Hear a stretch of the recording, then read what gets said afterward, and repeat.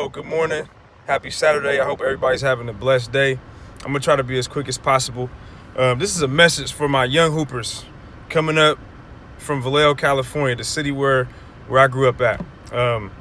This is a message to y'all. Now, I'm 28 years old. I'm about to turn 29 later on this year. So you can do the math. I graduated high school in 2009. Now, in our era, we didn't have this Instagram era. We had, I grew up in the MySpace, AIM, I'm not that old, but you can tell I'm a little older than most. Now, when I was coming up, like if I seen one of my teammates or opponents that I knew I was going to have to play against and I see them putting in work, or if they at the sports center or at a park or wherever else, if I see that, I'm making sure I'm stopping everything I'm doing. I'm asking my parents, hey, can I get a ride here? I want to hoop. I want to put some work in because I know you guys are still minors. You can't get up and do what you want to do whenever you want. Most people. I know some kids, they run their own households, but that's a different story. But for the most part, you got to ask your parents for approval to, go where you want to go.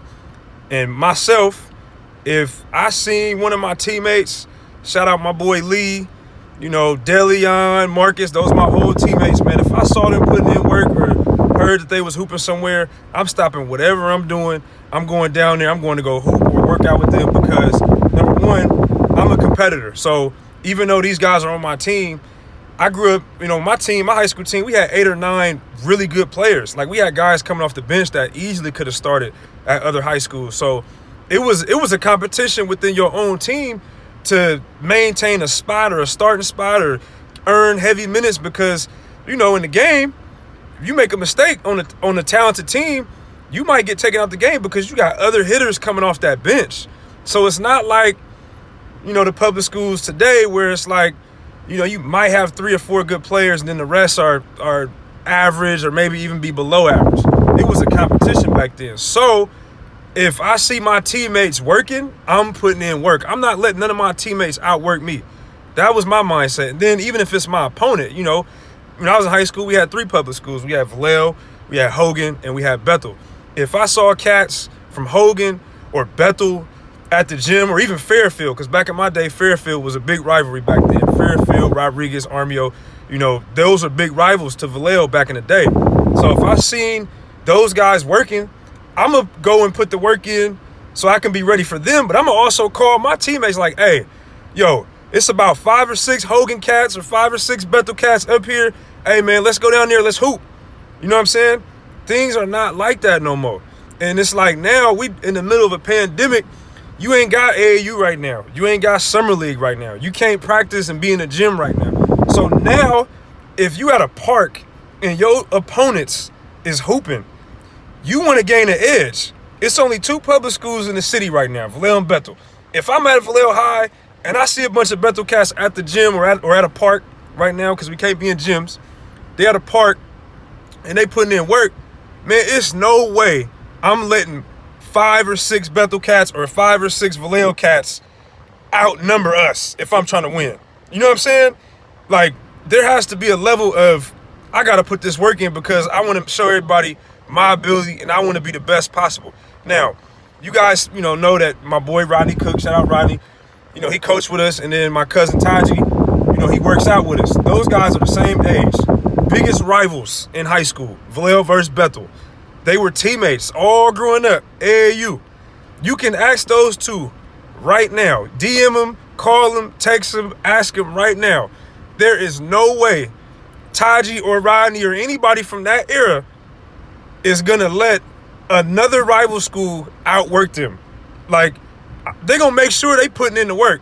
You know what I'm saying? If cats at the park and they hooping, they going to make sure they there and they going to call their homeboys to go hoop against them. Right now, man, the young hoopers, I got love for all y'all. I know some of y'all play for Rampage. Some of y'all might play for somebody else. I don't care about that. But the thing is, man, the city of Vallejo, as far as you young hoopers, y'all got to step y'all game up, man. Too much, we're worrying about stuff that don't matter. You know what I'm saying? These college coaches, at the end of the day, they don't care about Vallejo and Bethel. They don't care who wins league. They don't care about none of that. All they care about, are you developed? Are you ready to help my program? You know what I'm saying? And then grades, don't even get me started on that. That's a whole nother topic. character, all those things count.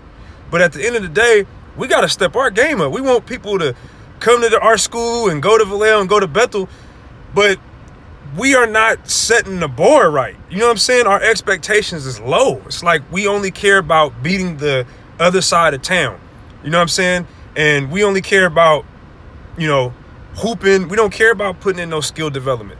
Skill development is the separation. You know what I'm saying? I can tell y'all firsthand, like, it's kids, some of these kids that y'all watch on highlight tapes all throughout Northern California at some of the top schools. Trust me, I'm not going to say no names.